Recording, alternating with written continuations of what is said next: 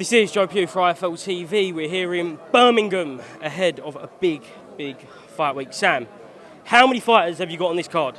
Three. Yes. Conor Walker? Yes. Pat Brown and Hamza Udin. Okay. Who's going to go the furthest? You can't ask me stuff like that. That's an awful thing to say. They're all going to go far, mate. They're all tremendous prospects. Well, Conor Walker's not a prospect, but Conor Walker is on the crest of the wave at the moment, so I'm very proud of what we're doing with Conor Walker right now. Everyone in boxing, everyone who knows Conor Walker loves the Conor Walker story. You can't not like him as a person. I love Conor to pieces. So, as I say, I'm really proud of what we're all achieving with Conor and his career because he deserves it. He's a grafter. Hello, are you okay? I know you spoke about the Sam Egerton fight, if he should come through Liam Taylor on Saturday. Yeah. Wow. Instant fight of the year. I can barely hear because the hay fever was like blocked my ears. So if I'm scratching my eyes, I've not got like an addiction, by the way. I just fucking... hay fever that took over my life. I can read the Twitter comments now. Yeah. He's on the packet. Yeah. Fuck, that's exactly what's going to be said. The Sam Egerton fight would be one of the best fights you will ever watch. And I think everyone will concur with what I'm saying there. Oh, it's not Sam spatting shit. If Conor Walker got in the ring with Sam Egerton, that fight would be a classic. A fucking classic. So let's get it on. Obviously, Conor's got a job to do. We're not overlooking Liam Taylor, but great fight that would be down the line. Well, next.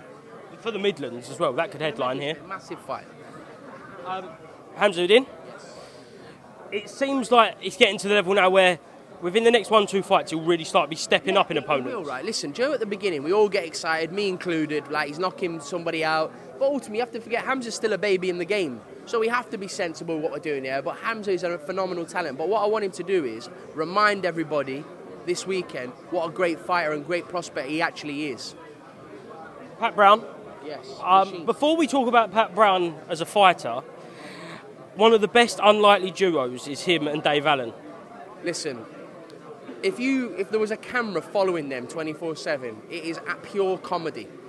It's comedy from start to finish, and it is a hilarious duo, yeah. Have you ever watched them spar? I've seen clips of it, yeah. It's just, yeah. You'd have to be there to see it, Joe. I feel like when you're at that level of friendship, you are past the stage of, like, sparring. It's just battering 10 bells of shit out of each other. They won't spar ever again. They won't spar ever again. I doubt it. Why not? I doubt it. They don't need to. Just back to Conor Walker before I forget. Gone with Jamie Moore now. Yes. How big's that going to be for his career? Well, look, Richie Gent did a fantastic job with Conor, and he deserves a massive shout. That British title win was his. Do you know what I mean? With Conor's, it was his. But Conor wanted a change where he was in a gym full of fighters, full of talent, and that's what I believe he needs as well. And he's took himself away from where his comfort zone, and he really wants to progress to that level and see how far he can actually get. Who's to say Conor Walker can't go on and win a European title, challenge for a world title? We don't know, do we? I'm not saying he will do it, but who's to say that he isn't going to achieve that? And we have to give him the best opportunity to do that. What is it, 3 weeks until Jack Catterall-Eubank this Saturday? 3 weeks Saturday, yeah. Or 2 weeks. It's going to be 2 weeks. It's going to be a great fight week. Do you think Senior will be there? I hope so because, like I say, Joe and I wear the monocle and I got a load of stick for it. I wanted eyeballs on the show, right? And that's all I cared about. Eubank Sr would make the event bigger. So, of course, I want him to be there. And plus, he's a legend. I'm a fan of Eubank Sr. I want him to be there for his nephew as well. It's important. Has he called you out, do you know, on you wearing a monocle? No, because I don't think he gives a fuck. And I don't think he even watched it.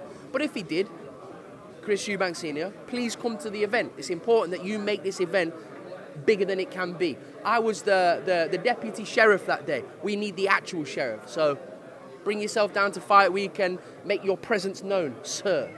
On the topic of Eubanks, what did you make of Chris Eubank Jr. being called up into the board? I know it hasn't been yet. I think it's sometime in early July for his social media posts regarding making weight. I think that the board need to consider not what they're doing, but understand that how these guys make weight, right? And that's all I'll say. So I don't want to go too deep into it, but let's move on with the times and understand how these fighters actually do make weight. Yeah, I don't want to go too deep into it, so I don't want to get in any form of trouble. Eddie Hearn said it's a little bit outdated. That's what it is. It is. And Peter, like, how do they think these guys make weight and knock £4 off on fight? Everyone knows. Everybody knows, and everybody understands. Like, listen, I've been doing this nearly 10 years, so like you have to understand how fighters make weight, and that's all I'll say. On the topic of Chris Eubank Jr. again, nice thing to do. We know he's donated to Boxwise charity. A good thing for him to do. Yeah, Chris has been doing some good things, and it's well publicised, and that's good. It's fantastic for Chris to do that. But people don't understand. You see, like Conor Benn, because he doesn't post about it, I can tell you now, and this is right hand to God. Conor's one of the most generous people I know. He's paid for funerals. He's paid for like so many things, but he just doesn't want. He doesn't like. A camera's not following him doing it. But trust me, Conor Benn, in the time I've known him, has paid for so many things and donated to so many charities that you wouldn't even know about. And like I say, he's paid thousands of pounds towards listen, I don't want to go into it too much, but Conor's a very charitable young man, but he just doesn't have a camera to kind of following him do that. I think sometimes it's good. It's good for both of them.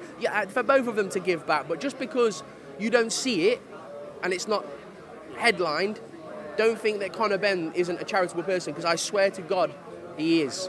Yeah, look, some people don't want their kind of charitable donations being aired. I could name you, I'm sure you can name 5, 10 fighters who do so much for charity and you wouldn't even know about it. That's what I'm saying. Like Conor does that on a regular basis.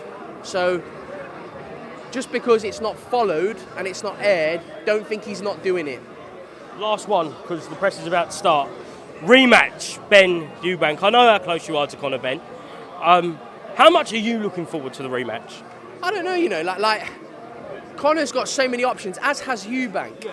But look, the rematch is going to be enormous.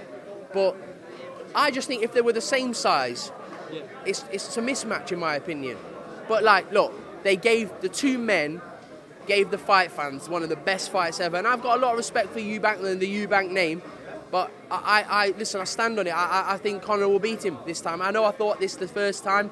The fight was a hell of a lot closer than what the scores got read out.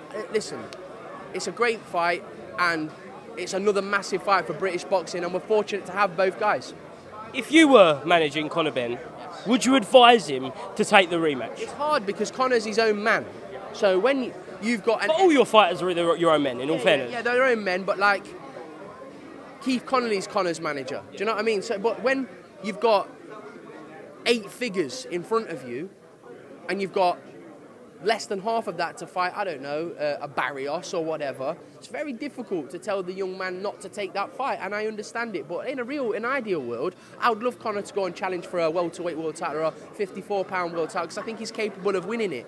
And but look, unfortunately, it's a numbers game, isn't it, in boxing, and it's about money. Let's be honest. I know what people don't like to kind of say and try and dress it up, but it's about cashing checks and securing his family. He's already done that, and after the next fight he will double secure him, so he's done incredibly well. But I think people respect Conor Benn now as the fighter, because he said that he's not really fought the level of competition Eubank is, but the account that Conor Benn gave himself, he tried to win for every second he was in there, and even when he was out on his feet in the 12th round, there was not an ounce of wilt in him. And look, both men come out the ball bags of royalty. Do you understand what I mean? Of boxing royalty. And I can't say that any better than what I said, but both men did their families proud in that fight, and I'm sure they'll do the same thing in the second fight. Sam, thank you very much. Is there anything else you'd like to add before we finish? Watch the fight card on Saturday. It's a brilliant fight card from top to bottom. They've got debuts on there, young prospects on there. You've got Conor Walker against Liam Taylor. Pat Brown's going to be on there.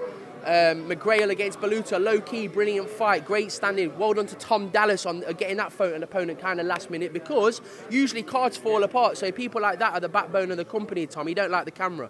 We'll try and sneak him on it one day. But no, he's done an amazing job to get that, to replace that fight and keep the fight card in one piece. Because people like that don't really get the credit they deserve. But Tom Dallas is a brilliant guy, very good matchmaker.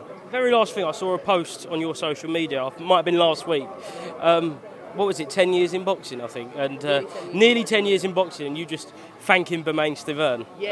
I love that, because I think people forget now, but I don't think You weren't on the tip of everyone's tongues before Bermain Stavern, really, was you? No, but look, it was not intentional. It weren't planned for me to get a Fucking brilliant. Yeah, but at the same time, I actually thought, it's all fun. It's all fun and game. We're just promoting the fight. That fucker wanted to kill me. He literally wanted to kill me. But listen, Bermain Stavern, former world heavyweight champion. Shout out Bermain. He knows it's all love.